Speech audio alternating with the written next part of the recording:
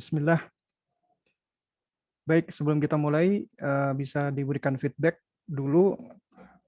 Suara saya bisa didengar ya dengan jelas?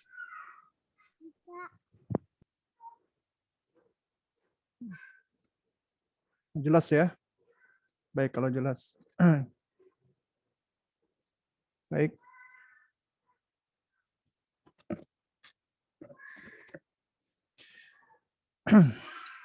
Ya, kita mulai. Bismillah, innal hamdalillah nahmaduhu wa nasta'inuhu wa nastaghfiruh wa natubu ilaih wa na'udzu billahi min syururi anfusina wa min sayyiati a'malina may yahdihillahu fahuwal muhtad wa may yudlil falan tajida lahu waliyyan mursyida. Asyhadu an la ilaha illallah wahdahu la syarika lah wa asyhadu anna Muhammadan abduhu wa rasuluh la nabiyya ba'dahu amma ba'du fa inna asdaqal kalami kalamullah wa ahsanal huda huda Muhammadin sallallahu alaihi wa ala alihi wasallam wa syarrul umuri muhdatsatuha wa kullu muhdatsatin bid'ah wa kullu bid'atin dhalalah wa kullu dhalalatin finnar amma ba'du. Para ummahat dan para aba, ya para bunda dan para ayah, orang tua atau wali murid dari Bulan Bintang Islamic School, dan juga bagi para ikhwan dan akhwat yang mengikuti kajian kita di sore hari ini ya melalui Instagram. Ya, ahlan wa sahlan wa marhaban bikum. Dan kita bersyukur kepada Allah Subhanahu wa taala di mana di sore hari ini ya menjelang berbuka kita diperkenankan Allah untuk bersua kembali, ya tepatnya di tanggal 19 di bulan yang mulia ini, di bulan Ramadan. Kita insya Allah akan melanjutkan kajian kita, dan kita udah masuk di pertanyaan yang ke-30 dari kitab ya yang kami terjemahkan dengan judul Anak-anak pun harus tahu, ya, yang ditulis oleh Syekh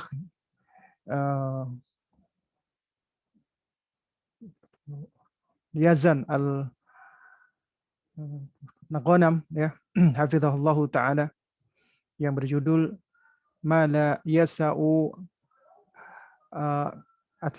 atfalul muslimina ya jahlahu, yaitu perkara-perkara yang tidak sepatutnya anak-anak kaum muslimin itu tidak mengerti, tidak mengetahuinya, ya, atau jahil tentangnya.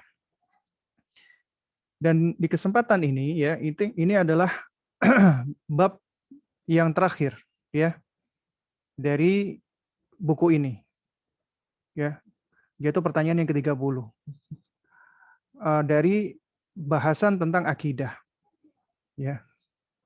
Sebab di pembahasan berikutnya sudah masuk ke dalam bab seputar fikih. Fikih yang perlu diajarkan kepada anak-anak. Jadi ini adalah pertanyaan terakhir ya dari 30 pertanyaan yang berkaitan dengan permasalahan akidah, ya. Baik, di pertanyaan yang ke-30 ini ya, ini adalah pertanyaan yang sangat menarik sekali, yang mana banyak dilalaikan dan dilupakan oleh kaum muslimin, khususnya para orang tua, yaitu mengajarkan anak-anak kita amar ma'ruf nahi mungkar. Emangnya sudah perlukah, butuhkah, dan sepenting apakah mengajarkan anak-anak tentang konsep amar ma'ruf nahi mungkar? Bukankah anak-anak khususnya yang masih berusia tufulah, mereka sendiri belum tahu tentang mana yang hak, mana yang batil, mana yang shawab, mana yang khata', mana yang benar, mana yang salah. Nah, kalau konsep tentang benar salah saja mereka belum tahu, bagaimana bisa diajarkan amar ma'ruf nahi mungkar? Akhirnya sebagian orang tua meremehkan hal ini, atau bahkan tidak mengajarkan mereka tentang hal ini. Tapi kalau kita perhatikan, ya, manusia yang istimewa yang Allah abadikan di dalam Al-Qur'anul Karim, Luqmanul Hakim, ya, itu di antara nasihat beliau, di antara poin-poin nasihat beliau, yang pertama adalah nasihat tentang mentauhidkan Allah. Ya bunayya la tusyrik billah inna syirka la dzulmun adzim. Kemudian adalah nasihat untuk muraqabatullah, merasa diawasi Allah Subhanahu wa taala. Ya bunayya in ataku ya apa khardalin ya. Wahai nak, kalau sekiranya ada biji ya, itu apa namanya, sebesar ya, apa namanya, biji ya, dan kemudian berada di dalam batu atau di langit atau di bumi, maka Allah akan tetap membalasnya. Dan di sini Luqman mengajarkan dengan metode tamtsil. Ya, intinya adalah diajarkan muraqabatullah. Baru kemudian Luqman ya memerintahkan anaknya untuk sholat ya. Wa aqimis sholata ya. Kemudian baru apa? Wa'mur bil ma'ruf wanha 'anil munkar. Ya, kemudian beramar ma'ruf dan bernahi mungkarlah, kemudian baru wasbir ala ma asabak. Bersabarlah dengan apa yang akan menimpa kamu. Jadi di antara nasihat Luqman ya, setelah mengajarkan muraqabatullah, adalah mengajarkan anaknya untuk menegakkan salat dan beramar ma'ruf nahi mungkar. Kemudian bersabar atas apa yang akan menimpa anaknya. Ya. Jadi ini adalah di antara salah satu sarana atau cara metode yang diajarkan Luqman kepada anaknya. Nah, jadi ini menunjukkan bahwa ternyata mengajarkan anak amar ma'ruf nahi mungkar itu adalah perkara yang penting. Kalau misalnya itu ada yang berkata, itu anak-anak Luqman yang diajarkan amar ma'ruf nahi mungkar itu adalah bukan anak-anak. Ya, bukanlah berusia tufulah. Ya, juga sebagian orang ada yang berusaha untuk menakwil. Karena nasihat Luqman adalah diawali dengan larangan. Ya bunayya la tusyrik billah. Wahai nak, janganlah kamu menyekutukan Allah. Nah, menurut mereka anak kecil tidak sepatutnya diberikan larangan. Nggak boleh melarang atau mengatakan jangan pada anak-anak. Ya. Dan kemudian mereka berani menakwil, yaitu nasihat Luqman kepada anaknya tidak dalam usia kanak-kanak, tapi sudah dalam usia ya yang cukup dewasa. Ya. Nah, ada yang menakwil seperti ini. Lantas bagaimana jawaban kita? Jawaban kita adalah yang pertama, ya. Sesungguhnya ya kaidah di dalam kitab suci kita Al-Qur'anul Karim ya, bahwasanya al-ibratu ya bi apa namanya? Yang menjadi patokan itu adalah dengan keumuman lafaz. Ya. Dengan keumuman lafaz. Tidak dengan kekhususan ya dari asbabun nuzul atau yang semisalnya, tapi dari keumuman lafalnya atau lafadznya, dari keumuman redaksinya. Ya, jadi dari keumuman redaksi. Nah, jadi ini sifatnya adalah umum. Kalau umum nggak boleh dikhususkan kecuali apabila ada dalilnya. Ya, ada dalilnya. Karena itu ketika Luqman menasehati anaknya, maka ini adalah nasihat kepada anak-anak secara umum yang dikategorikan sebagai anak. Ya, jadi ya sifatnya umum. Karena itu apabila ingin mengkhususkan harus mendatangkan dalil. Kemudian yang kedua, ya, kalau ada yang mengklaim anak-anak Luqman adalah sudah dewasa atau sudah gede atau sudah balik, maka dia harus menunjukkan dalilnya. Apa dalilnya? Apa hujah? Apa argumentasi? Atau bukti yang dapat menopang pendapat dia. Bahkan di dalam sejumlah ya buku-buku tafsir dan buku-buku sejarah yang menceritakan tentang sosok Luqman alaihissalam, ya itu di antara yang disebutkan tentang sosok beliau alaihissalam adalah beliau memiliki anak-anak, tapi semua anaknya itu wafat sebelum usia baliknya. Dan disebutkan ketika anaknya wafat itu tidak tampak ada air mata yang menetes ya dari Luqman alaihissalam. Bukan artinya beliau tidak punya emosi, bukan artinya beliau tidak bersedih. Beliau bersedih. Karena manusia biasa, siapa di antara kita yang tidak bersedih ketika anak-anak kita meninggal dunia? Nah, hanya saja beliau adalah sosok yang istimewa. Ya. Jadi ketika anak-anak beliau itu diwafatkan oleh Allah di usia sebelum balik ya, itu orang-orang yang memiliki ilmu dan hikmah sadar dan paham bahwasanya anaknya ini akan terlepas dan terbebas dari hisab Allah Subhanahu wa taala. Dikarenakan mereka wafat sebelum baliknya. Ya. Nah, oleh karena itu Luqman alaihissalam ya disebutkan di dalam riwayat tersebut anak-anak beliau wafat semuanya. Berarti anak-anak beliau wafat sebelum balik. Nah, berarti nasihat-nasihat beliau di dalam Al-Qur'an adalah kepada anak-anak yang masih belum balik. Dan mereka yang mengatakan itu nasihat untuk anak yang sudah dewasa atau yang sudah di atas usia sekian dan sekian, dia harus menunjukkan dalil. Lalu kemudian juga ucapan beliau ya bunayya. Dia meskipun kita tahu panggilan ya bunayya ini juga bersifat umum, menunjukkan kasih sayang. Bisa ditujukan kepada anak kecil ataupun kepada anak yang sudah lebih gede. Sebagaimana Nabi Nuh alaihissalam ya menyebut anaknya yang sudah dewasa dengan panggilan ya bunayya. Dan juga kita lihat Nabi Yakub alaihissalam ketika memanggil anaknya Nabi Yusuf yang masih kecil itu dengan sebutan ya bunayya. Karena sejatinya panggilan ya bunayya ini ya yang merupakan isim tazkir, yaitu sebuah kata atau noun yang dikecilkan ya, yang dijadikan kecil. Maksudnya ya ini sepertinya hanya ada di dalam bahasa Arab saja ya. Misalnya kita katakan kitab, buku. Buku kecil kita katakan kutayib, itu isim tazhir. Jadi asalnya ya bani ya wahai anakku. Nah, tapi ditasghir menjadi ya bunayya, wahai anak kecilku. Wahai anakku yang kecil yang lucu. Jadi secara asal ini panggilan kepada anak-anak kecil ya, sebagai bentuk ekspresi kasih sayang, meskipun juga bisa diterapkan kepada orang dewasa. Jadi kalau kita lihat secara asal berarti ini seruan panggilan untuk anak-anak yang masih kecil. Nah, jadi ada kemungkinan anak-anak Luqman alaihissalam adalah masih kecil-kecil. Nah, jadi mengatakan bahwasanya atau menakwil nasihat Luqman ini kepada anak yang sudah lebih gede, maka ini juga suatu hal yang tidak tepat. Karena sifatnya universal nasihat Luqman. Jadi itu berlaku untuk anak-anak semua usia.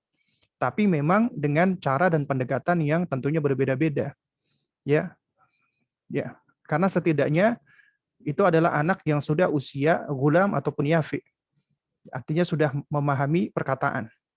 Karena Luqman menasihatkan pertama kali, ya bunayya la tusyrik billah inna syirka la dzulmun adzim. Ya. Baik.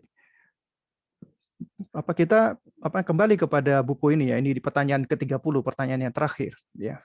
Syekh Yazan di sini menyebutkan ya tentang amar ma'ruf nahi mungkar yang sepatutnya diajarkan kepada anak-anak. Ya, kita sebagai orang tua mengajarkan hal ini kepada anak-anak kita. Ya, pertanyaan ke-30, ya, kita bertanya kepada anak kita sebagai bentuk pengajaran. Wahai nak, apa yang dimaksud dengan amar ma'ruf dan nahi mungkar? Amar ma'ruf yaitu memerintahkan kepada yang ma'ruf. Nahi mungkar yaitu mencegah dari yang mungkar. Ya, jadi apa yang dimaksud dengan memerintahkan kepada yang ma'ruf dan mencegah dari kemungkaran? Ya, maka jawablah nak, ya. Maksudnya adalah mengajak kepada yang ma'ruf adalah ma'ruf itu semua bentuk ketaatan kepada Allah. Artinya mengajak kepada semua bentuk ketaatan kepada Allah. Sementara ya mencegah dari kemungkaran yaitu adalah mencegah dari mungkar, yaitu mungkar adalah setiap kemaksiatan atau setiap keburukan. Dan para ayah bunda sekalian dimuliakan Allah Subhanahu wa taala. Di risalah ini saya memberikan catatan kaki ya, yaitu ketahuilah bahwa puncak dari segala yang ma'ruf, puncak dari segala kebajikan, puncak dari segala ketaatan adalah tauhid, mentauhidkan Allah. Karena tidak ada lagi yang lebih ma'ruf daripada ini. Karena ini merupakan haknya Allah yang tertinggi. Karena itu ma'ruf yang paling tinggi adalah mentauhidkan Allah. Karena itu apabila dikatakan amar ma'ruf, mengajak kepada yang ma'ruf, berarti yang paling utama adalah mengajak kepada tauhid. Menyeru kepada tauhid. Karena ini haknya Allah. Baru kemudian setelah haknya Allah ada haknya Rasulullah. Sebagaimana kita bersyahadat, yang pertama kali kita dahulukan haknya Allah. Asyhadu an la ilaha illallah. Aku bersaksi bahwasanya tidak ada sesembahan yang hak kecuali Allah Subhanahu wa taala. Haknya Allah. Yaitu kita mempersaksikan tauhid, mentauhidkan Allah. Allah sebagai satu-satunya sesembahan yang hak, adapun selain Allah adalah batil, keliru, salah. Kemudian baru kita menetapkan haknya Rasulullah. Haknya Rasulullah adalah mutaba'ah. La matbu'a bihaqqin illa Muhammad. Tidak ada satupun ya panutan atau contoh yang benar untuk diikuti atau diteladani kecuali Rasulullah Shallallahu Alaihi Wasallam. Nah, karena itu makanya ma'ruf tertinggi setelah mentauhidkan Allah adalah mengikuti tuntunan dan sunnah Rasulullah Shallallahu Alaihi Wasallam yang merupakan haknya Nabi. Baru kemudian amal-amal ketaatan dan amal soleh yang lainnya. Nah, juga ya kemungkaran yang paling tinggi, kemungkaran yang paling besar, kemungkaran yang paling dahsyat pada puncaknya adalah kesyirikan. Ya, kesyirikan atau menyekutukan Allah. Dan kesyirikan ini adalah kezaliman yang paling besar. Tidak akan diampuni oleh Allah Subhanahu wa taala kecuali apabila dia bertaubat sebelum wafatnya. Kemudian kemungkaran setelah kesyirikan adalah kebid'ahan. Itu bid'ah. Artinya mengada-adakan suatu ajaran di dalam agama kita yang tidak ada tuntunan dari Rasulullah. Seakan-akan agama kita ini tidak sempurna. Seakan-akan Rasulullah SAW tidak menyampaikan semua risalah dari Allah. Atau seakan-akan dia merasa dirinya lebih ngerti tentang urusan ibadah dibandingkan Rasulullah. Sehingga dia mengada-adakan bid'ah di dalam agama. Karena itu bid'ah ini lebih berbahaya dan lebih sesat daripada maksiat. Lebih dicintai iblis daripada maksiat. Sebagaimana kata Imam Sufyan, ya, Ats-Tsauri rahimahullahu ta'ala. Dikatakan bahwasanya al-bid'atu ahabbu ila syaitani minal ma'siyah. Bid'ah itu lebih dicintai syaitan atau iblis daripada syaitan. Kenapa? Karena al-ma'siyatu yutabu laha. Karena kemaksiatan itu diharapkan orang bertaubat. Karena tahu itu maksiat. Tahu itu suatu kesalahan, kekeliruan. Sehingga peluang dia untuk bertaubat kembali kepada Allah lebih besar. Sementara ketika seseorang melakukan bid'ah, maka dia meyakini apa yang dia lakukan itu benar, bahkan ibadah. Ya, dia melakukan sesuatu yang dia yakini itu adalah sebagai sesuatu yang berpahala. Padahal sejatinya itu adalah perbuatan yang sia-sia. Bahkan menyimpang dan menyeleweng. Karena itu ini dicintai oleh syaitan dan juga dicintai oleh iblis alaihi la'natullah.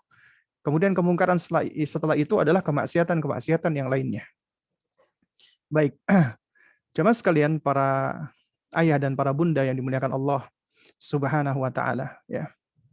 Kita tahu ya bahwasanya umat Islam, umat Muhammad sallallahu alaihi wasallam itu adalah umat terbaik. Dan di antara karakter umatnya Muhammad, umat terbaik ini adalah mereka melakukan amar ma'ruf nahi mungkar. Sebagaimana Allah sebutkan dalam surat Ali Imran ayat ke-110. Allah Azza wa Jalla berfirman, kuntum ya, khairu ummatin ukhrijat linnas. Ya, kamu adalah umat yang terbaik yang dilahirkan atau dikeluarkan untuk manusia. Jadi umatnya Muhammad SAW adalah umat terbaik yang dilahirkan untuk manusia. Bagaimana karakteristiknya mereka? Bagaimana sifatnya mereka? Allah terangkan di ayat lanjutan ayatnya. Yaitu ta'muruna bil ma'ruf wa tanhauna 'anil munkar wa tu'minuna billah. Yaitu mereka beramar ma'ruf nahi munkar dan beriman kepada Allah Subhanahu wa taala. Ya. Kemudian kata Allah Subhanahu wa taala, walau amana ahlul kitabi lakana khairan lahum. Sekiranya ahli kitab itu mau beriman kepada Allah, maka tentunya ini lebih baik bagi mereka. Ya. Apabila orang-orang ahli kitab mau beriman, maka tentulah itu lebih baik bagi mereka, yaitu mengimani Allah di dalam rububiyah, uluhiyah, dan mengimani Rasulullah. Ya, kemudian Allah mengatakan minhumul mu'minuna wa aktsaruhum al-fasiqun. Di antara mereka ada orang-orang yang beriman, ada ahlul kitab yang beriman. Ya. Tapi kebanyakan mereka adalah orang-orang fasik.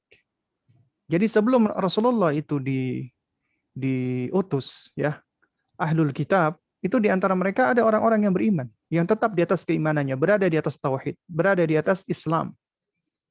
Ya. Tapi kebanyakan mereka adalah orang-orang fasik.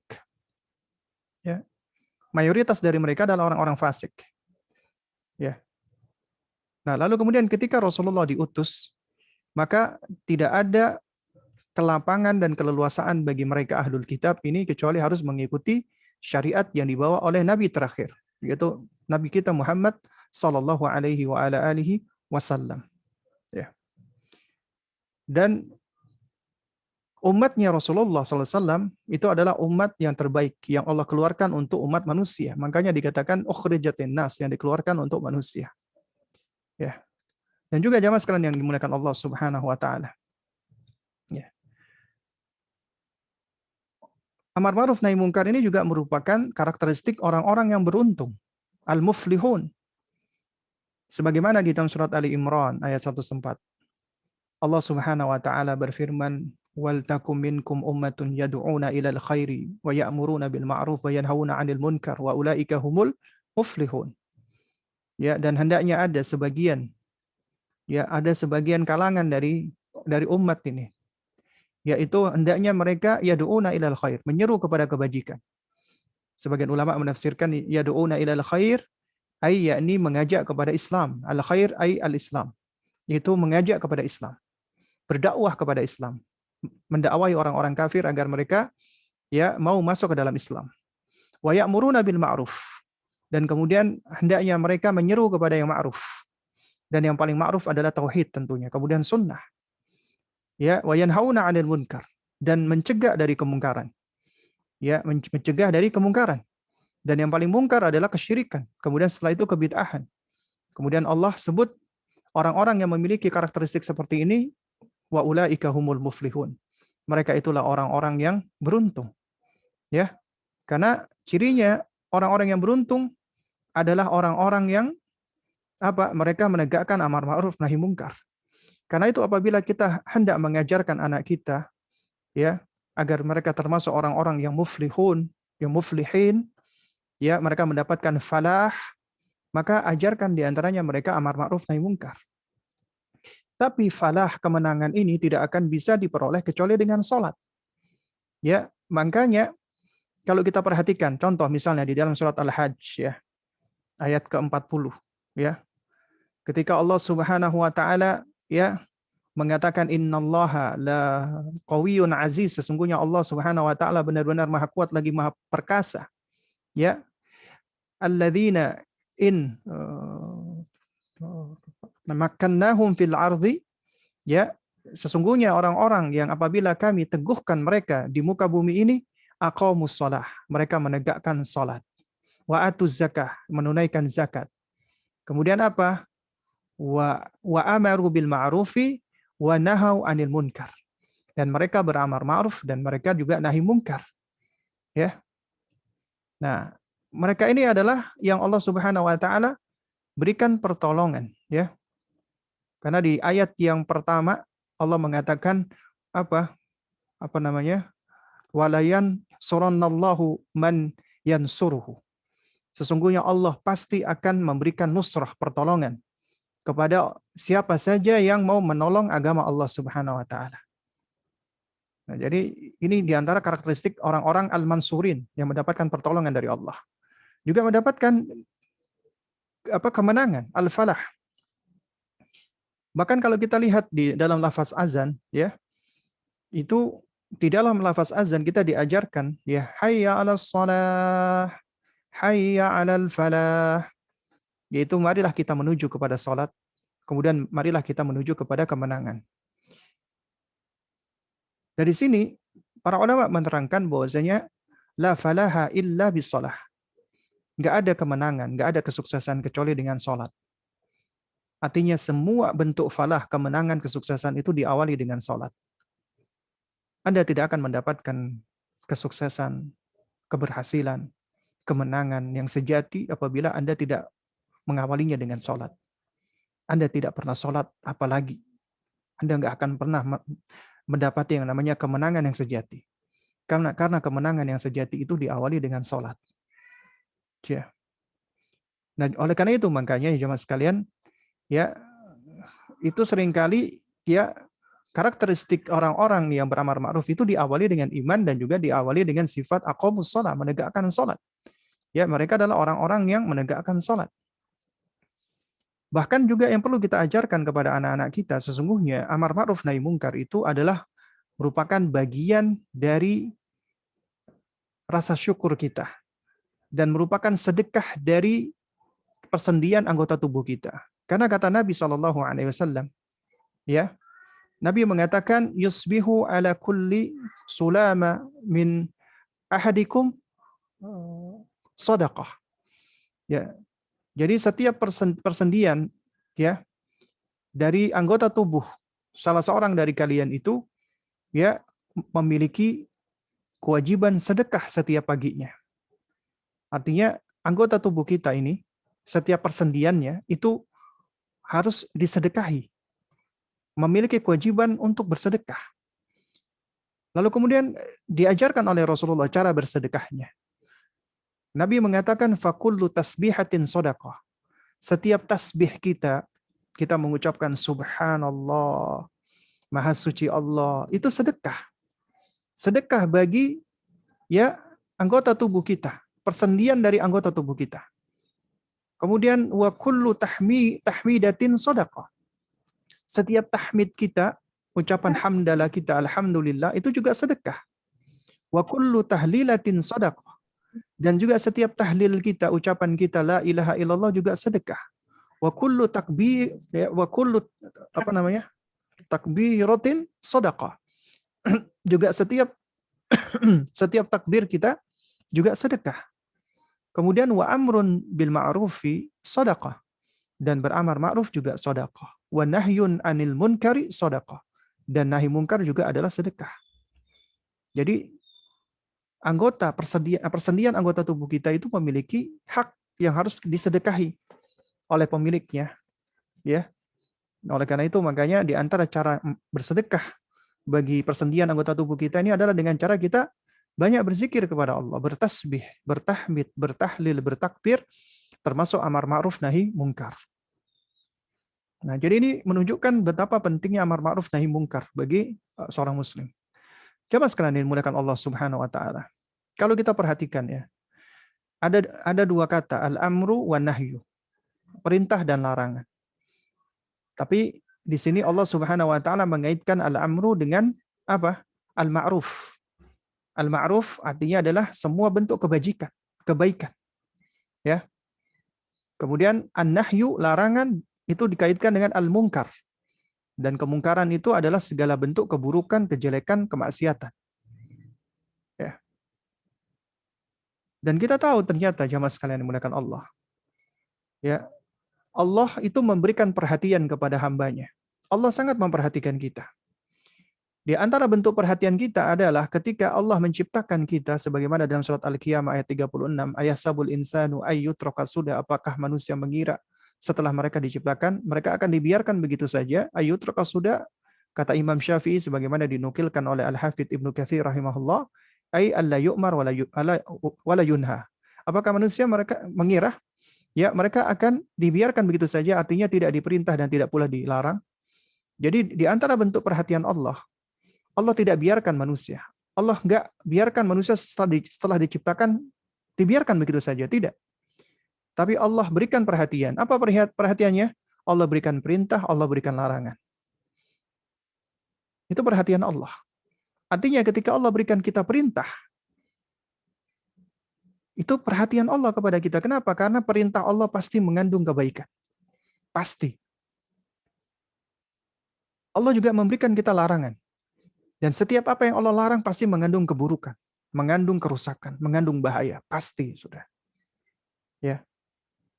Jadi, perintah dan larangan Allah itu menunjukkan perhatian dan kasih sayang Allah kepada makhluknya.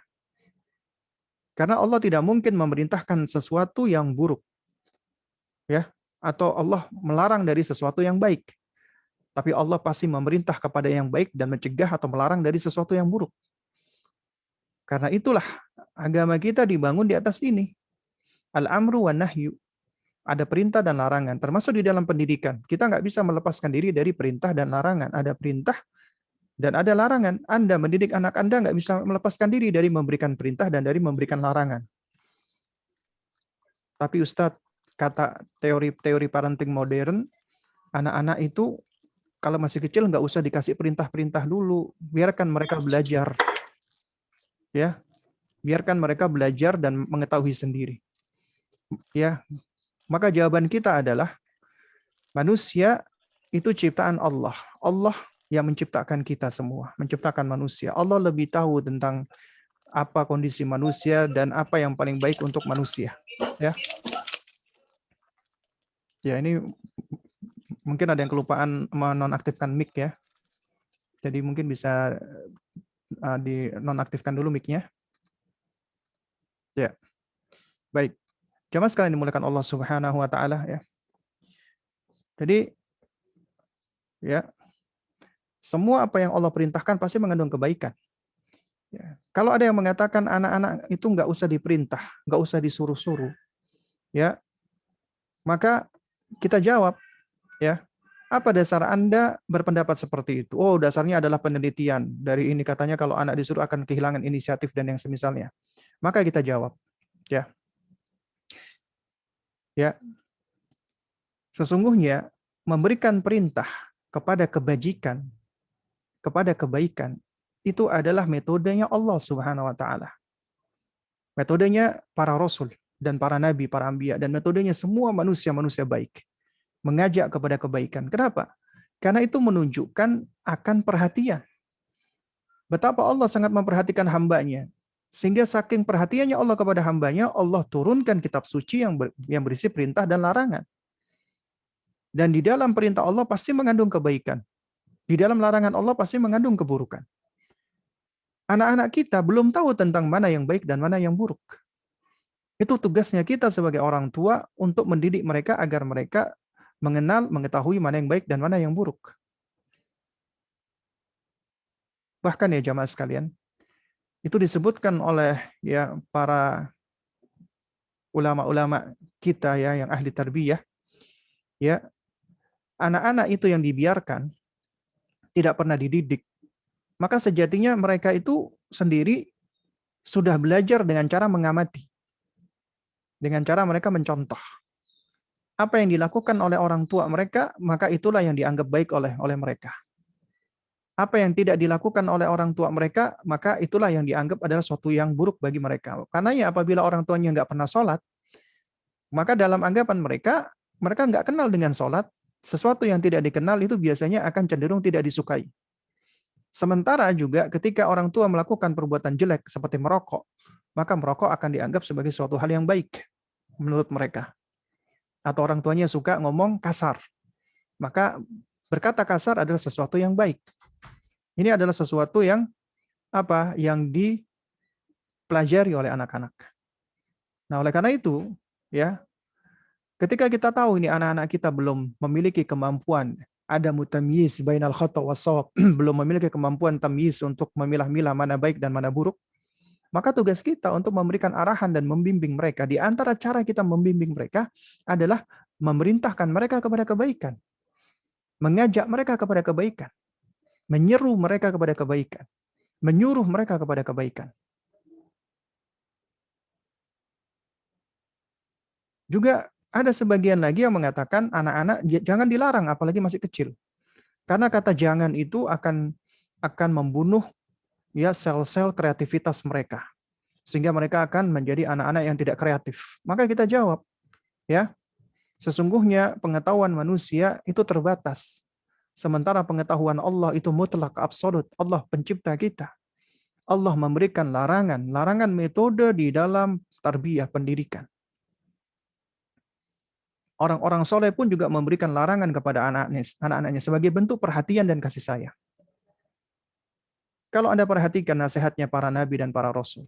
Nabi Yakub alaihissalam. Ketika Nabi Yusuf alaihissalam itu, beliau baru bermimpi. Dicari abinya, ya abati, ya ini apa namanya? Ra'aitu ahada asyara kaukaba wasyamsa wal qamara ra'aituhum li sajidin. Wahai ayahanda, aku bermimpi, aku melihat ada 11 bintang, matahari dan bulan semuanya bersujud kepadaku. Semuanya sujud kepada Nabi Yusuf alaihissalam. Beliau ingin bertanya kepada abinya, Nabi Yakub alaihissalam, tentang takbir mimpinya. Karena Allah karuniakan kepada Nabi Yakub kemampuan untuk takbir mimpi. Kemudian apa jawaban Nabi Yakub alaihissalam? Langsung segera diberikan nasihat nih anaknya ini. Diberikan nasihat. Ya bunayya, la taqsus ru'yaka ala ikhwatika. Wahai nak, jangan kamu ceritakan, kamu kisahkan, kamu sampaikan mimpimu ini kepada saudara-saudaramu, kepada abang-abangmu. Gak dijawab oleh Nabi Yakub, tapi diberikan nasihat, jangan kamu ceritain ya nak, mimpimu ini ke abang-abang kamu. Kenapa? Fayakidulaka kaida. Nanti mereka akan berbuat makar, berbuat keburukan kepada kamu. Apa nasihat Nabi Yakub alaihissalam? Larangan. Jangan kamu ceritain mimpimu ini. Kenapa? Karena abinya tahu akan mendatangkan madarat. Madaratnya abang-abangnya akan berbuat keburukan karena abang-abangnya hasad dan dengki kepada Nabi Yakub. Anak kecil ini seusia Yusuf belum tahu tentang dampak. Makanya anak belum tamyiz itu belum bisa memprediksi tentang efek atau dampak, bahaya ataupun manfaat. Belum mampu. Sebagaimana kata Al-Hafidz Ibnu Katsir ketika menafsirkan An-Nahl 78, ya, ketika menerangkan wal afidah. Jadi kan wallahu akhrajakum min butuni ummahatikum la ta'lamuna syai'a. Allah keluarkan kalian dari rahim ibu-ibu kalian dalam keadaan kalian enggak punya ilmu. Bodoh. Wa ja'ala lakumus sam'a. Allah berikan kepada kalian pendengaran. Kata Al-Hafidz Ibnu Katsir rahimahullahu taala, ya, Allah yarzukuhum ya as-sama. Allah mengkaruniakan kepada mereka pendengaran. Ya. Yang mana dengan pendengaran ini yudrikunal aswat. Manusia itu bisa memahami suara-suara. Wal absar, yaitu penglihatan. Yang mana dengan penglihatan ini manusia itu bisa ya yuhissunal mar'iyat, bisa merasakan sense sesuatu secara visual, melihat sesuatu secara visual. Kemudian wal afidatu wahiyal uqul, kata Al-Hafidz Ibnu Katsir rahimahullah. Dan kemudian akal, yaitu kemudian al-afidah, indera pemahaman. Kata beliau maknanya adalah akal. Ya. Allati yumayyizu biha bainal asya, yang mana akal ini berfungsi untuk tamyiz, memilah-milah segala sesuatu. Apa? Nafi'iha wa dhariha, atau dhariha wa nafi'iha. Mana yang berbahaya dan mana yang bermanfaat. Anak-anak kecil belum tahu tentang mana yang berbahaya dan mana yang bermanfaat, belum tamyiz. Karena itu tugas kita mengajarkan kepada mereka. Di antaranya dengan memberikan larangan dan memberikan perintah. Nabi Yakub alaihissalam memberikan nasihat, nasihatnya berisi larangan. La taqsus ru'yaka ala ikhwatika fayakidu laka kaidah. Ya. Juga demikian dengan Luqman alaihissalam. Nasihat pertamanya, ya bunayya la tusyrik billah, inna syirka la dzulmun adzim. Wahai nak, janganlah kamu menyekutukan Allah. Karena menyekutukan Allah itu adalah kezaliman yang besar. Dan kalau kita lihat nasihat-nasihat berikutnya, itu beliau berikan perintah larangan, ya. Di antara contohnya apa? Tegakkan sholat, amar ma'ruf nahi mungkar, wasbir ala ma asabak, bersabar atas apa yang menimpa kamu. Ya. Kemudian juga nasihat untuk wala tusair, ya. Khaddaka, ya, janganlah engkau memalingkan pipimu atau memalingkan wajahmu dari manusia, ya. Ya. Dan juga janganlah wala tamshi fil ardi maraha, janganlah kamu berjalan di muka bumi dengan sombong. Itu nasihat, berisi larangan. Jadi tidak benar mengatakan bahwasanya enggak boleh memberikan anak larangan atau perintah. Ini pendapat yang tidak benar. Tapi kalau untuk urusan-urusan yang sifatnya duniawi, mungkin bisa jadi benar. Bisa diterapkan. Untuk yang sifatnya duniawi. Yang sifatnya bukan perkara-perkara usul atau prinsip atau perkara halal haram, termasuk adab di dalam agama. Maka silakan. Contoh misalnya, ya, anak kita yang sedang mencoret-coret tembok. Kita nggak perlu larang dia. Jangan. Kenapa kalau urusan coret-coret tembok kita langsung heboh, jangan, tapi ketika urusan dalam masalah agama jangan banyak larang-larang anak. Aneh jadinya. Malah urusan ini seharusnya kita jangan banyak melarang. Karena larangan kita itu yang bisa membunuh kreativitas mereka. Karena mereka sedang mengeksplor. Mereka sedang belajar. Mereka sedang tertarik nih dengan spidol atau alat tulis atau bolpen yang mereka dapati. Ketika mereka lihat, mereka coba, menarik. Akhirnya mereka ingin mengeksplor. Dia di lantai, di tangannya, di tubuhnya, di tembok, ya. Nah, seharusnya cara pendekatan kita tidak dengan cara melarang, tapi kita arahkan dia. Ya, misalnya kita katakan, Masya Allah, menarik ya nak, ini namanya spidol. Spidol dipakai untuk menulis. Ya. Nah, jadi ketika kamu menulis ya, itu kita ajarkan caranya. Ya, dia akan mengeluarkan tinta tulisan. Masya Allah, menarik ya nak. Gitu ya. Ini bisa dipakai untuk menulis, untuk menggambar. Kemudian ajarkan ya, tembok bukan tempat untuk menulis, tapi kertas. Kita ambilkan kertas, kemudian kita tunjukkan ini tempat untuk menulis. Kalau adik atau kakak ingin menulis dengan spidol atau dengan bolpen di kertas, tidak di tembok. Itu lebih baik seperti itu. Karena ketika Anda ngelihat anak Anda nulis-nulis di tembok, langsung heboh. Waduh, kakak atau adik, jangan, jangan. Apa yang ada di dalam benak mereka?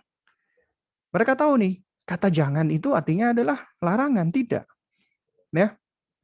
Meskipun akhirnya mereka dengan kata jangan ini kadang-kadang juga terprovokasi untuk apa? Untuk melakukannya karena semakin penasaran.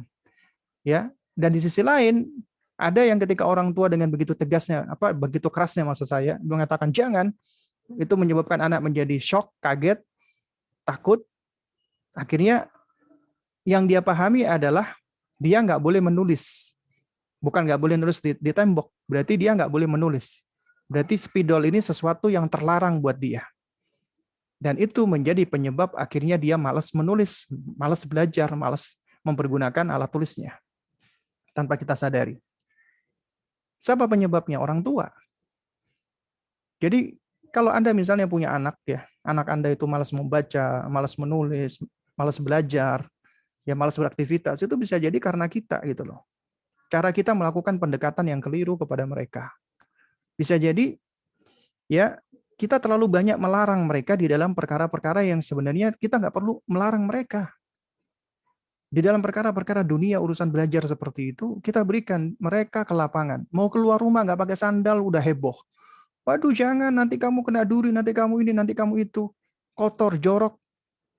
Padahal itu adalah kesempatan mereka yang baik untuk belajar. Untuk apa? Untuk menstimulasi ya tentang motorik dan sensorik dari tubuh mereka. Itu sarana yang baik padahal ya jemaah sekalian dimuliakan Allah. Tapi ternyata kita yang lebih banyak melarang-larang mereka. Kalau dalam hal ini, maka saya pribadi setuju. Jangan banyak melarang anak. Tapi kalau itu urusan agama, urusan din, maka kita katakan ini boleh, ini nggak boleh. Ini haram, ini halal. Nah, itu harus tegas. Ini jangan. Ya, ini yang apa? Ini adalah yang wajib kamu lakukan. Ini yang harus kamu lakukan. Ini yang jangan. Itu harus. Ya, harus sudah kita ajarkan dari semenjak kecil. Ya. Nah, demikian pula setelah mereka kita ajarkan tentang konsep ini. Karena ini manfaatnya adalah mereka akan mengenal ini konsep hak dan batil. Konsep benar dan salah. Meskipun secara kognisi mereka belum mampu, tapi ya Allah berikan mereka kemampuan dengan cara mereka menyerap maklumat dari sekitarnya, yaitu terutama dari kita sebagai orang tuanya. Jadi kita yang menjadi fasilitator mereka untuk memahami mana baik dan mana buruk, mana ma'ruf dan mana mungkar. Ya. Nah, oleh karena itu makanya ya jemaah sekalian dimuliakan Allah Subhanahu wa taala, ya ketika kita mengajarkan mereka tentang ini ma'ruf, ini mungkar, ini baik, ini buruk, ya ini boleh dan ini tidak boleh, ya. Maka ini akan membentuk pemahaman mereka dari pendidikan kita. Ini ada sesuatu yang tidak boleh, dilarang oleh orang tua saya. Dia tahu ini adalah sesuatu yang dibolehkan. Ini ada sesuatu yang diperintahkan. Dia tahu. Itu yang akan menghujam ke dalam memori dia, yang akan berkesan di dalam hatinya dan juga akan merangsang ya kognisinya dia, akalnya dia. Nah, kemudian setelah itu kita ajarkan mereka untuk apa? untuk aktif, ya, beramar ma'ruf nahi mungkar. Kita dukung mereka, kita sokong mereka untuk beramar ma'ruf nahi mungkar, mengajak kepada kebaikan dan mencegah dari kemungkaran. Mulai dari pertama kali adalah dari yang paling dekat, misalnya adiknya atau abangnya. Misalnya adiknya lagi ngomong kotor. Adik, jangan ngomong kotor ya. Atau misalnya contoh yang sepele aja, adiknya makan pakai tangan kiri. Adik kalau makan pakai tangan kanan, gitu. Itu kakaknya yang ngajarin, yang ngasih tahu. Ya, jadi diajarin adiknya oleh abangnya. Abangnya yang mengingkari adiknya kesalahan adiknya. Itu bagus. Kadang-kadang ada orang tua ketika abangnya ngingetin adiknya, udah dek biarin, adik kan masih kecil, ya. Nah ini malah membunuh karakter yang bagus pada anak-anak. Karena ya jemaah sekalian, ya, ketika Anda mengajarkan anak-anak Anda untuk beramar ma'ruf nahi mungkar, ketahui bahwasanya Anda sedang membangun imunitas yang kuat pada dirinya dari segala bentuk, ya, kontaminan-kontaminan atau virus-virus yang berbahaya ketika mereka berada di luar sana. Di rumah Anda mungkin mampu melindungi anak Anda dari keburukan. Anda bisa menyingkirkan kejelekan-kejelekan. Tapi ketika dia berada di luar, di sekolah, di rumah temannya, atau ketika dia lagi main, Anda nggak bisa memonitor dia 24 jam. Yang bisa hanyalah Allah Subhanahu wa Ta'ala. Lalu kemudian, dengan pertolongan Allah, kita bisa membangun imunitas agar anak kita bisa menjadi anak yang progresif, yang aktif, tidak pasif, dinamis, kuat, tidak stagnan. Itu ketika dia berani beramar ma'ruf nahi mungkar. Ketika dia ketemu temannya melakukan keburukan, dia ingkari. Ada temannya ngomong kotor, dia ingkari. Bukannya malah ketika ada temannya ngomong kotor, dia ikuti. Kenapa? Karena belum terbentuk. Akhirnya pulang-pulang ke rumah, ngomong-ngomong kotor di depan orang tuanya, heboh uminya. Aduh, kamu dapat ucapan itu dari mana? Kemudian langsung nelpon. Atau di kajian nanya, Ustadz, anak saya kemarin ngomong kotor-kotor, Ustadz, padahal saya nggak pernah ngajarin, Ustadz, gimana ya Ustadz ini, anak saya ini begini-begini, sampai heboh. Ya, padahal itu adalah bagian dari perjalanan hidup yang nggak bisa dihindari. Dimanapun kita berada, pasti akan ada keburukan yang senantiasa mengintai. Termasuk syaitan, senantiasa mengintai. Oleh karena itu, ini kewajiban kita sebagai orang tua untuk membangun imunitas kepada anak kita. Imunitas yang paling kuat pertama kali yang harus kita bentuk, kita bangun kepada anak kita adalah apa? Iman. Iman adalah imun terkuat. Ajarkan mereka tauhid, sebagaimana Luqman menasihati anaknya, la tusyrik billah. Tauhid pertama. Kemudian yang kedua, muraqabatullah. Merasa diawasi Allah. Di antaranya dengan cara mengajarkan mereka sejumlah asma wa sifat, tauhid lagi. Dan juga dengan metode tamthil. Baru yang ketiga, ajarkan tentang ibadah, sholat. Tapi ajarkan konsep ibadah yang benar. Konsep ibadah yang kita ajarkan adalah anak butuh untuk beribadah, bukan Allah yang butuh dengan ibadah kita. Kita butuh untuk selalu bersyukur kepada Allah, tapi Allah tidak butuh dengan syukur kita. Tapi kita yang butuh untuk beribadah. Karena semua amal-amal soleh kita itu kembalinya kebaikannya kepada diri kita. Itu harus kita ajarkan kepada anak kita. Konsep mengajarkan ibadah yang benar. Baru kemudian amar ma'ruf nahi mungkar. Itu imunitas. Salat itu tanha anil fahsya wal munkar. Bisa mencegah perbuatan keji dan mungkar. Salat. Asalkan salatnya benar. Salatnya bukan cuma zahirnya, batinnya hadir pada saat salat. Tuma'ninah, khusyuk. Karena esensi salat itu khusyuk. Tuma'ninah. Karena kehadiran hati ketika salat, ya itulah yang akan menghadirkan ihsan. Ihsan adalah bagian dari muraqabatullah. An ta'budallaha ka'annaka tarahu fa in lam takun tarahu fa innahu yaraka. Engkau beribadah kepada Allah seakan-akan engkau melihatnya, kalau engkau enggak melihatnya sesungguhnya Allah melihat kamu. Ihsan. Itu akan membentuk muraqabah. Ya. Dan dari situ dia akan merasa diawasi Allah ketika sholat ataupun di luar sholat.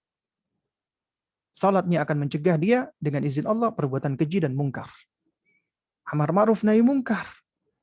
Itu akan membentuk keberanian dia. Dia akan menjadi sosok yang berani, syaja'ah. Ketika melihat kemungkaran, dia nggak diam, dia ingkari. Akan membentuk kemandirian, akan membentuk keteguhan di dalam memegang kebenaran, di dalam memegang prinsip. Dan ini juga akan membentuk karakter yang aktif, nggak pasif. Karakter yang dinamis, tidak stagnan. Karakter yang kuat, nggak lemah. Dan ini juga akan membangun empati, simpati, dan perhatian kepada sesama saudara mereka. Kenapa? Karena amar ma'ruf nahi mungkar itu merupakan bagian dari kecintaan seorang kepada saudaranya. Karena konsekuensi dari cinta kita kepada saudara kita, keluarga kita adalah kita harus menasehati. Di antaranya amar ma'ruf nahi mungkar. Anda sayang sama saudara Anda.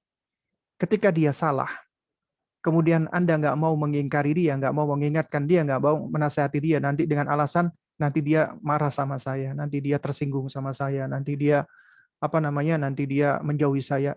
Berarti sejatinya Anda belum cinta, belum sayang, belum care, belum perhatian dengan orang tersebut. Dan berarti ya hubungan Anda dengan dirinya, sayang Anda ataupun kecintaan Anda yang Anda klaim itu adalah palsu atau semu. Tendensinya hanya tendensi dunia. Bukan lillah, bukan karena Allah. Bukan fillah, bukan di jalan Allah. Dan bukan juga ala amrillah, tidak berada di atas perintah Allah. Karena itu makanya haruslah dengan apa? Dengan ikhlas. Ikhlas karena Allah. Akhirnya kecintaan kita, perhatian kita karena Allah.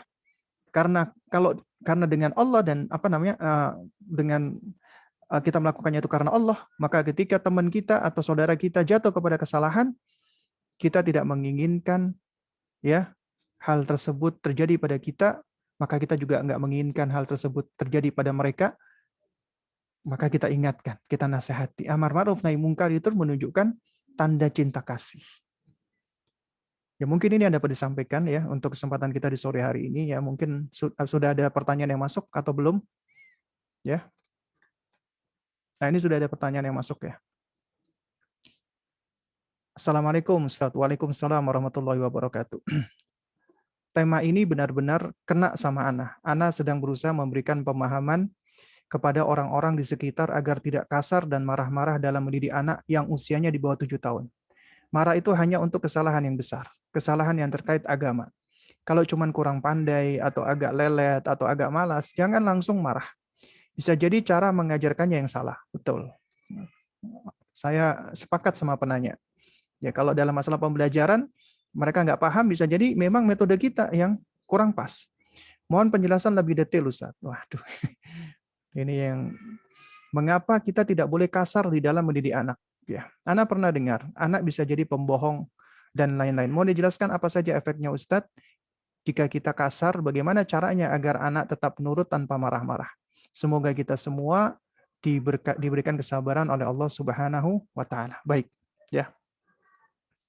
Baik, jamaah sekalian yang dimuliakan Allah Subhanahu wa Ta'ala, ya. Di sini ya, saya akan menukilkan ya perkataan ya salah seorang ulama besar ya yang satu zaman dengan Al-Alamah Abdul Aziz bin Baz rahimahullahu taala ya. Ya, yaitu yang bernama Syekh Al-Alamah Muhammad Al-Bashir Al-Ibrahimi. Ya, ini saya share screen ya. Karena ini kajian materi sebenarnya tentang Al-Qur'an ya. Tentang bagaimana menumbuhkan cinta kepada Al-Qur'an. Di bagian akhir di sini ada nasihat ya. Ntar saya share screen nasihatnya. Mana ini dia. Nah, coba diperhatikan ini. Ya, nasihatnya Syekh Muhammad Al-Bashir Al-Ibrahimi rahimahullahu ta'ala. Ya. Beliau rahimahullahu ta'ala mengatakan ya.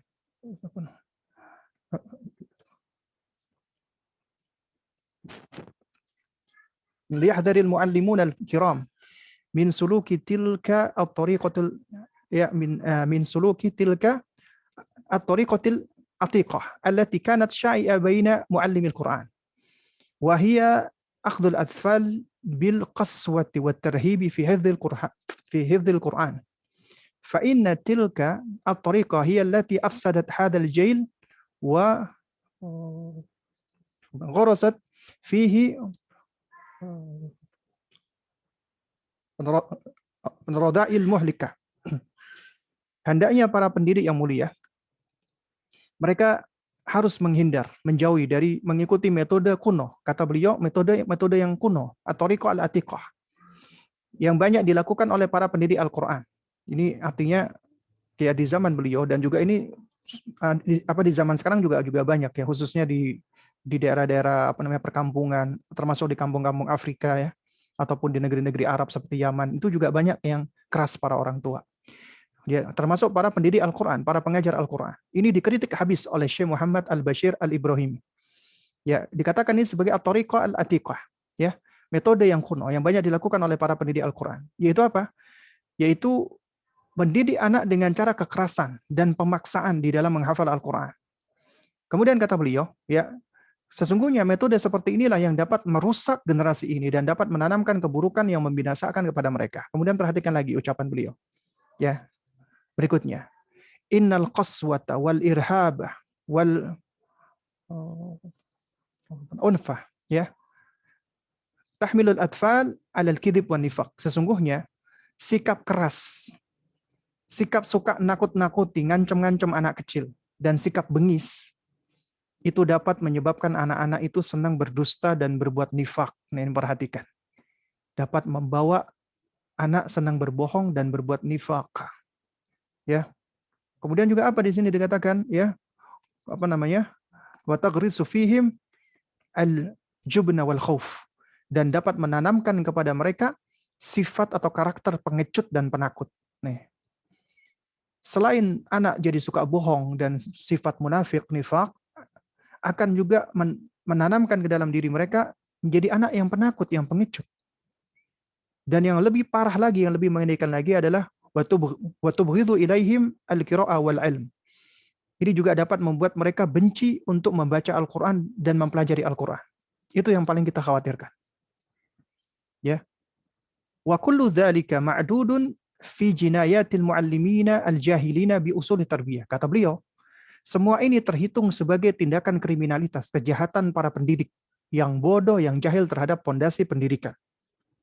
Nah, ini kata beliau, ya, rahimahullah taala. Ya. Nah, jadi jemaah sekalian yang dimuliakan Allah, ini yang disampaikan oleh beliau rahimahullah, ini adalah wakil kenyataan. Ya. Yakni sikap keras, sikap bengis, sikap buruk di dalam mendidik anak kita, itu nggak akan membuahkan sesuatu, melainkan juga keburukan. Ya. Anak-anak yang dididik dengan cara yang keras, dengan cara yang bengis, dengan cara yang kasar, itu biasanya akan melahirkan al-kidhib. Ya. Suka berbuat dusta dan berbohong. Dan juga bisa menumbuhkan di dalam diri mereka itu rasa pengecut dan rasa penakut. Ya. Nah, ini di antara nasihatnya Syekh Muhammad Bashir Al-Ibrahimi rahimahullahu ta'ala. Ya. Nah, terus kemudian bagaimana caranya Ustadz agar anak tetap nurut tanpa marah-marah? Jadi yang pertama, Anda jangan langsung kepengen anak itu cepat nurut.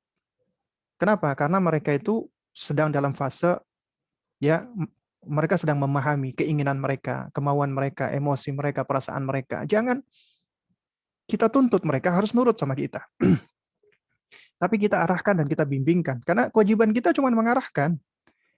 Terima nggak terima, itu bukan kewajiban kita. Tapi memang kita memiliki, ya, wewenang dan kekuatan atas anak kita. Ya, kita bisa memaksa mereka. Tapi cara memaksa bukan cara yang baik sebenarnya. Ya. Cara yang baik adalah dengan cara lemah lembut. Dan ingat, kelemah lembutan itu akan menghiasi sesuatu.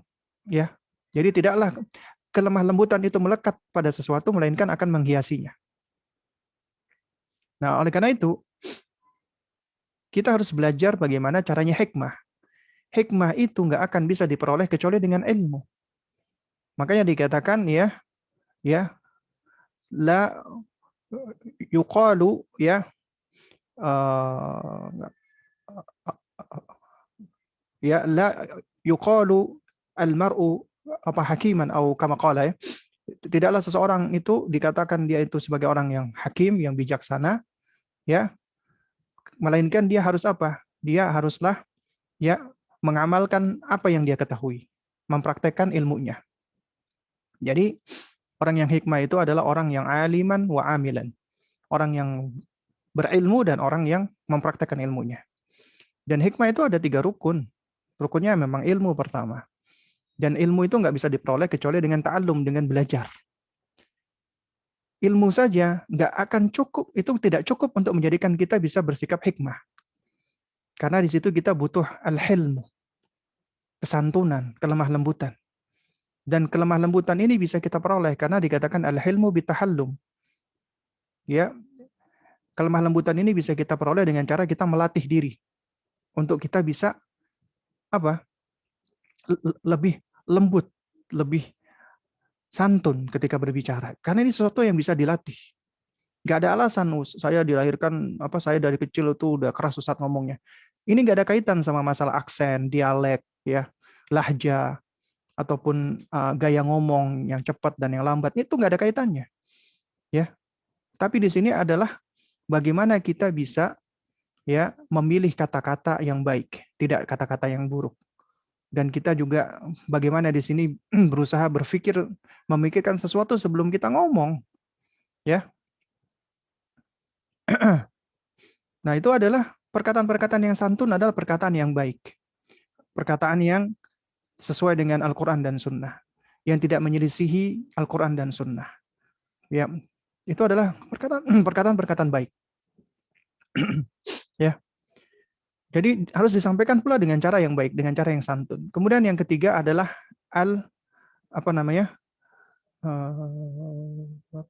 anatu atau at-ta'anni.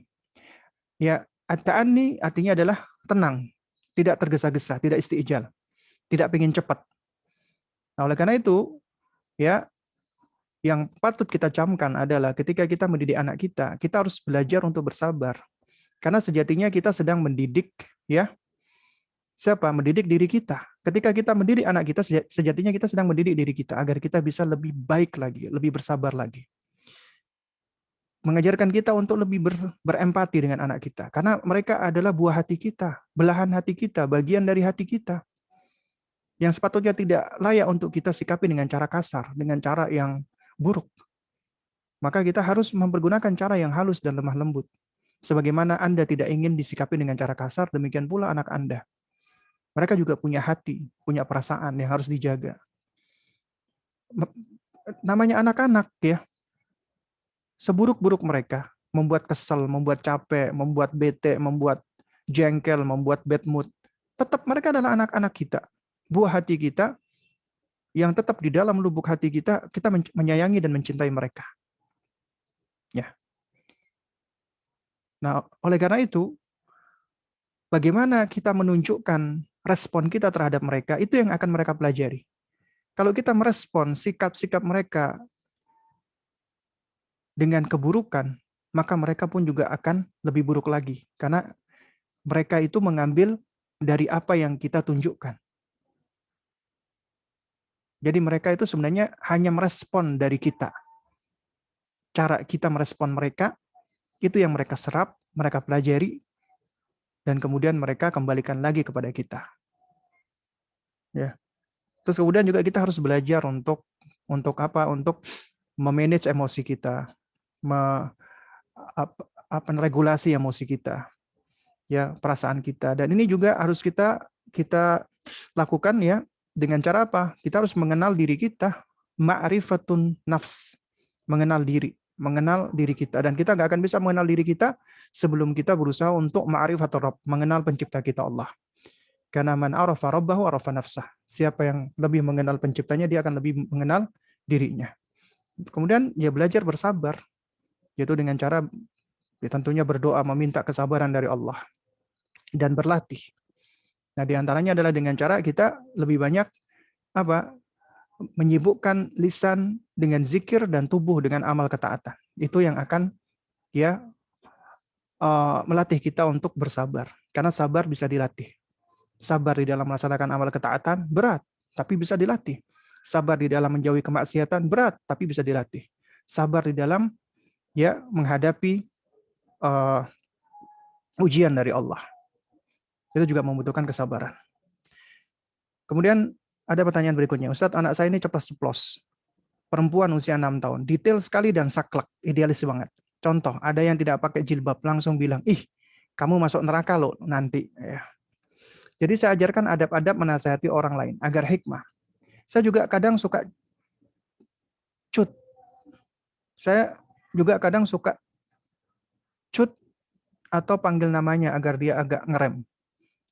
Saya kadang suka cut atau panggil namanya agar dia agak ngerem. Jika saya lihat dia sudah mulai bawel atau nasihatin orang terlalu cepat-ceplos banget, apa saya sudah benar, Ustaz? Syukron. Iya, jadi yang pertama Anda harus bersyukur kepada Allah. Karena Anda memiliki anak yang Masya Allah. Yang dia memiliki ghirah, semangat. Ya, dan dia tahu tentang ya perkara-perkara penting seperti wajibnya berjilbab untuk wanita. Meskipun dia masih 6 tahun, dia masih belum tahu nih.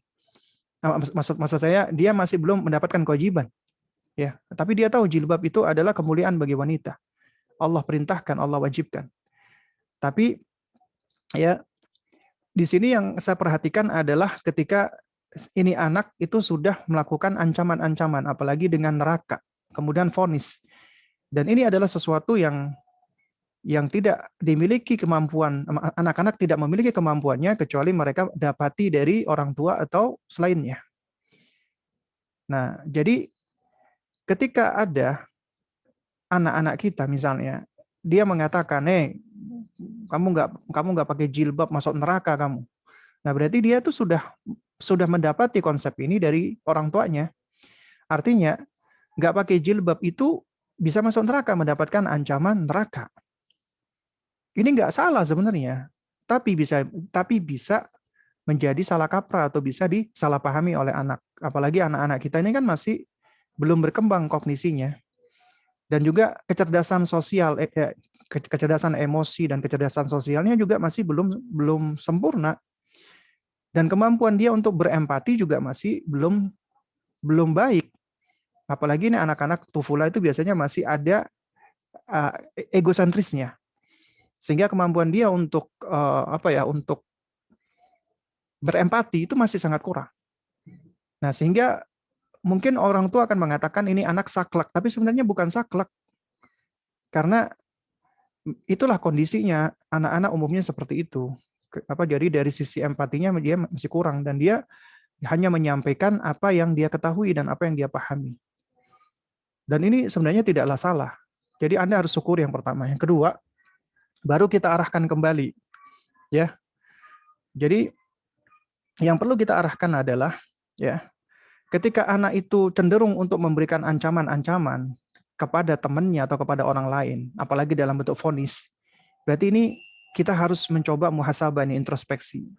Karena bisa jadi selama ini kita yang keliru di dalam memberikan pijakan-pijakan kepada anak kita. Padahal sepatutnya kita memberikan pijakan awal sebelum ancaman, sebelum tarhib, adalah tarhib, yaitu dorongan motivasi agar mereka mencintai atau menyenangi jilbab. Nah, seharusnya itu yang diajarkan adalah jilbab itu perlindungan dari Allah. Allah menyayangi ya kaum wanita. Allah berikan perhatian istimewa kepada kaum wanita. Makanya Allah jadikan auratnya wanita lebih luas daripada laki-laki. Dan kemudian Allah lindungi dengan cara memberikan perintah agar mereka ya berhijab. Itu sebagai bentuk perlindungan. Dan ketika seseorang menaati Allah, kemudian dia mau berhijab, maka sejatinya ini apa? Ini adalah ya bentuk perhatian Allah Subhanahu wa taala, dan ketika dia mau menaati Allah, maka Allah akan menyayangi dia. Allah akan mencintai dia. Ya. Nah, jadi kalau kita lakukan pendekatan seperti ini, maka ketika dia lihat ada temannya nggak pakai jilbab, ya maka juga dia akan melakukan pendekatan yang berbeda. Misalnya, ayo pakai jilbab supaya Allah sayang, supaya Allah cinta, supaya Allah senang, supaya kita nanti masuk surga. Nah, kalau pendekatannya seperti itu biasanya ini yang akan dikeluarkan. Tapi kalau pendekatannya misalnya ya kalau nggak pakai jilbab masuk neraka, kalau nggak ini, nah itu berarti kan emang yang apa namanya, yang terbentuk di dalam benaknya adalah ancaman gitu loh. Sehingga ketika dia mengingatkan temannya untuk pakai jilbab atau mengingatkan orang lain, ya jadi yang akan keluar adalah ancaman. Nah, apalagi kalau sampai vonis. Jadi yang harus kita lakukan adalah kita introspeksi diri. Coba kita perhatikan bagaimana cara kita, metode kita selama ini mendidik. Udah benar, udah tepat, udah pas nggak? Atau mungkin kita taruhlah kita nggak melakukan. Atau kita nggak ingat kita melakukan. Ya tetap kita harus introspeksi diri. Bisa jadi dia dengar dari teman kita, atau dari bibinya, atau dari kakaknya, atau dari siapa gitu loh. Ya intinya itu adalah sesuatu yang dia peroleh, dia dapatkan. Karena ini bukanlah sesuatu yang bisa dia kembangkan sendiri gitu loh. Ya, yang dia ketahui sendiri, enggak. Ini adalah sesuatu yang dia ketahui dari orang lain. Ya, yang seperti ini itu. Nah, oleh karena itu makanya ya Anda harus introspeksi dan kemudian melakukan pijakan ulang lagi kepada anak-anak kita.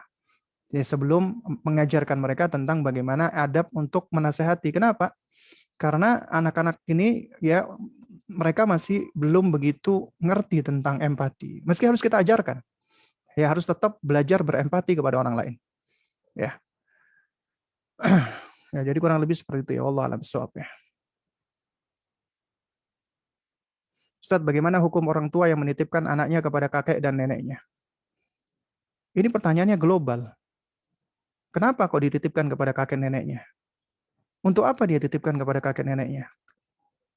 Maka tentunya alasannya yang berbeda-beda, jawabannya juga beda-beda. Tapi secara asal, Allah memberikan anak itu untuk siapa? Atau kepada siapa? Siapa yang menjadi sebab keberadaan anak kita tadi?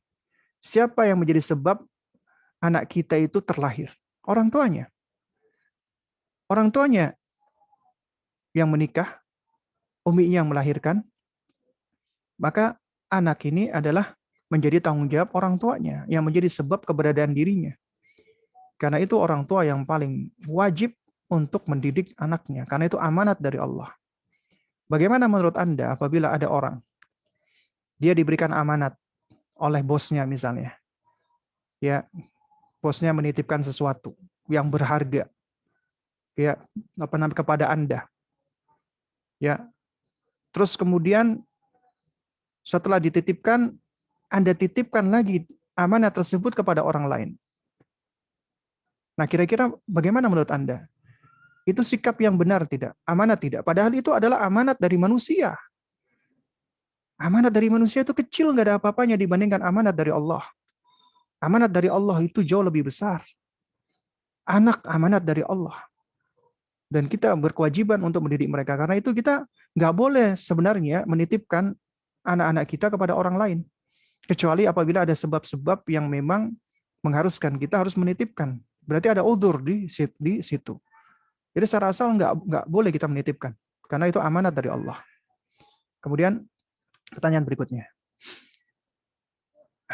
Alhamdulillah anak punya adik yang sudah berumur 19 tahun. Namun qadarullah sangat sulit sekali untuk dinasehati. Dari cara baik dan tegas oleh orang tua anak, sehingga terkadang anak sedih melihatnya. Anak sebagai kakak sudah berusaha menasehati dirinya, serta mendoakan kebaikan untuk dirinya. Apakah ada metode untuk mengetuk pintu hati adik anak untuk berubah jadi lebih baik, Ustaz? Jazakumullah khairan. Wa jazakillah khair. Ya, di antara caranya adalah jadilah Anda sahabatnya.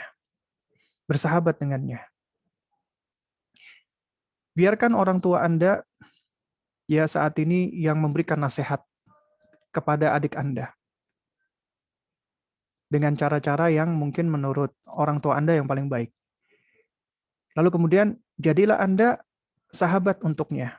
Sahabat yang enak, sahabat yang nyaman, sahabat yang ketika dia berbicara mau mendengarkan. Sahabat yang dipercaya oleh dirinya sehingga dia mau curhat, sehingga dia mau ngobrolin masalahnya. Anda menjadi orang yang dipercayai oleh dirinya. Berarti itu sudah satu pintu terbuka. Anda akan tahu masalahnya, Anda akan tahu kondisinya, Anda akan tahu keadaannya, kemudian sudah terbentuk bonding di situ. Karena kita tahu ya kaidah secara umum di dalam memberikan nasihat, apalagi di dalam pendidikan adalah apa? Connection before correction. Koneksi dulu sebelum mengoreksi. Ya kita membangun koneksi dulu. Kita membangun hubungan dulu, alaqah dulu yang baik. Sebelum kita ya tashih. Sebelum kita memperbaiki. Karena akan sulit ya kita memperbaiki sesuatu sementara bonding kita, ikatan kita, hubungan kita masih belum baik. Karena itu makanya bangun hubungan yang baik dengan adik Anda. Jadilah sahabat yang baik dengan adik Anda. Ya. Untuk menjadi sahabat yang baik, jadilah pendengar yang baik.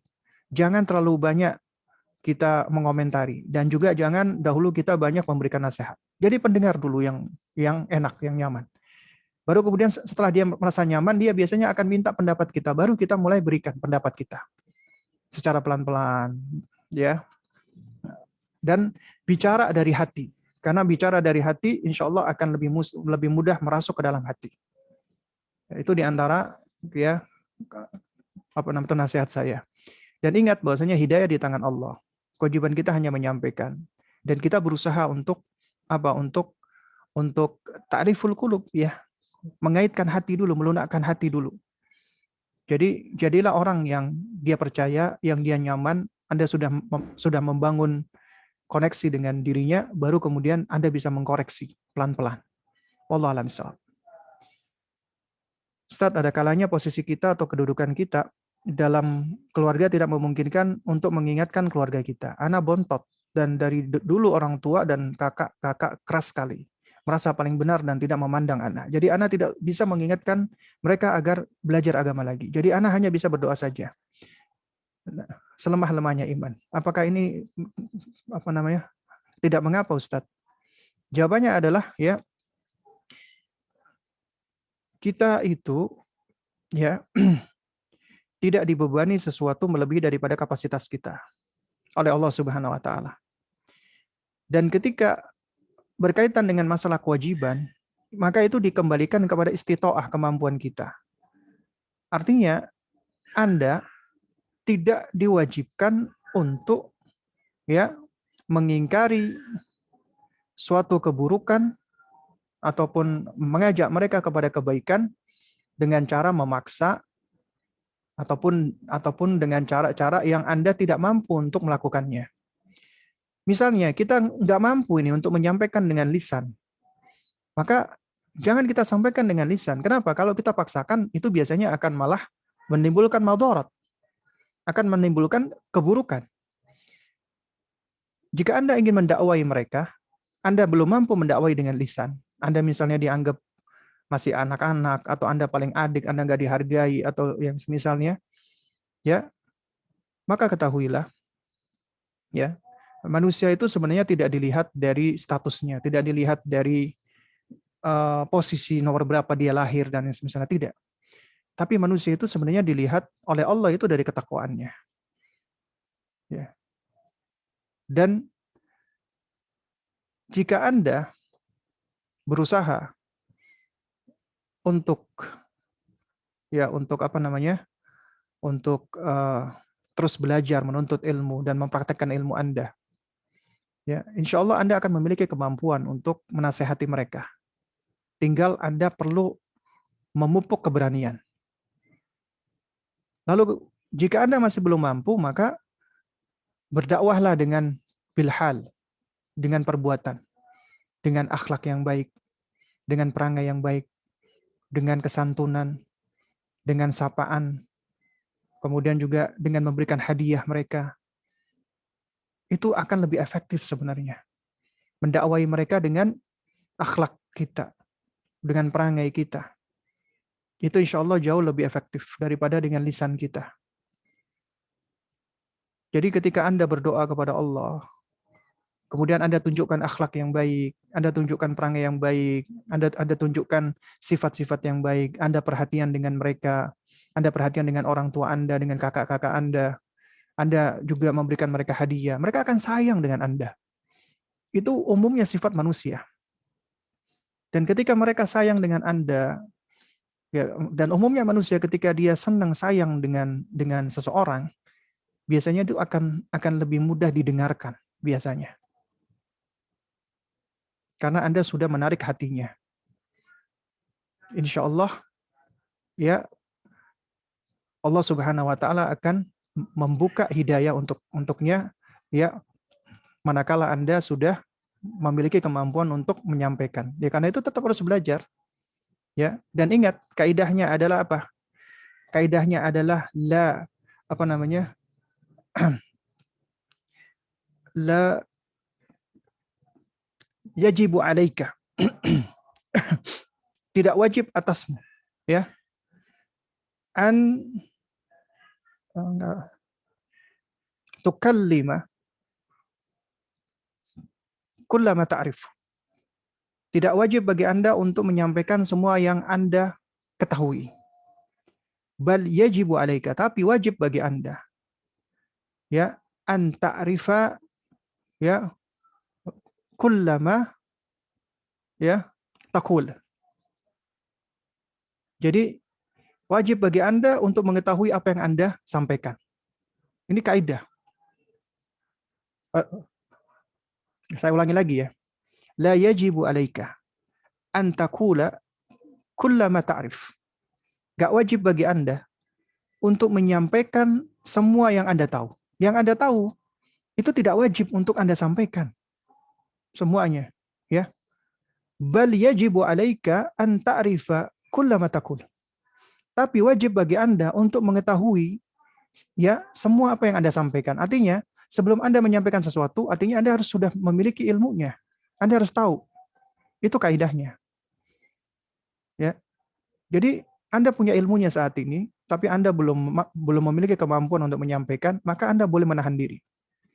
Tapi ketika Anda menyampaikan sesuatu, maka Anda nggak boleh menyampaikan kecuali Anda harus mengetahui dalilnya, ilmunya. Ya. Jadi itu penting. Baik, ini sepertinya pertanyaan terakhir, ya. Dan kita sudah jam 17.30, setengah 6, ya, dan udah mendekat waktu berbuka. Baik, mungkin ini yang dapat saya sampaikan di kesempatan kita di sore hari ini, ya.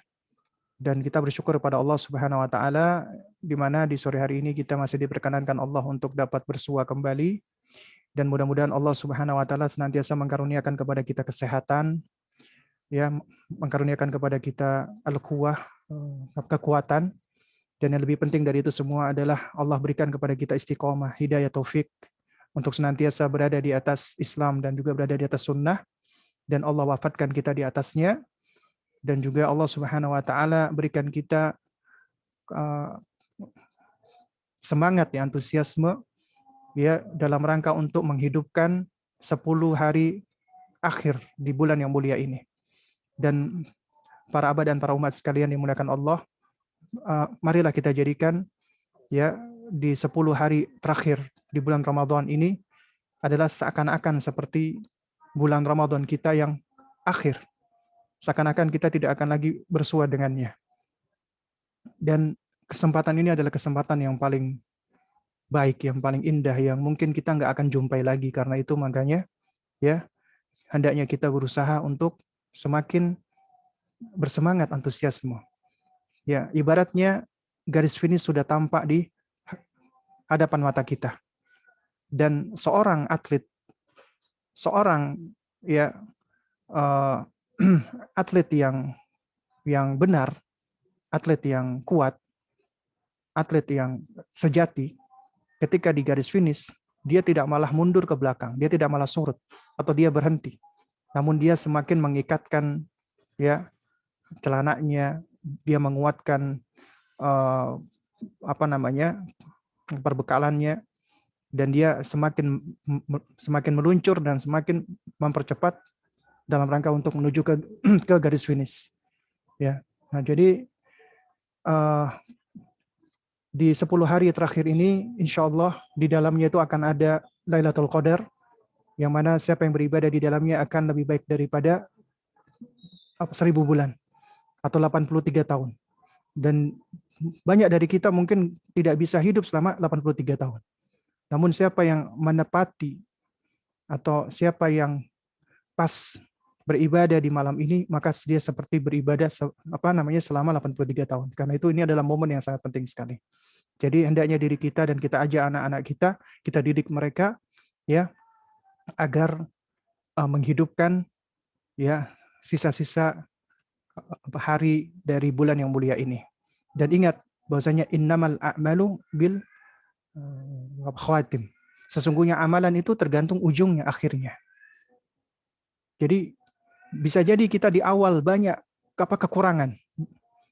Tapi ingat ya, kekurangan-kekurangan kita di awal itu insya Allah ya akan bisa kita kita hilangkan dengan kita fokus untuk apa? Untuk ya kita tetap mengisi ya hari-hari kita khususnya di penghujung atau di 10 hari terakhir di bulan yang mulia ini.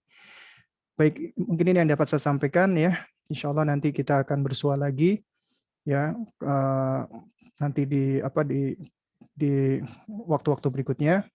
Kita akhiri dengan kafaratul majlis. Subhanakallahumma wa bihamdik asyhadu an la ilaha illa anta astaghfiruka wa atubu ilaik. Assalamualaikum warahmatullahi wabarakatuh.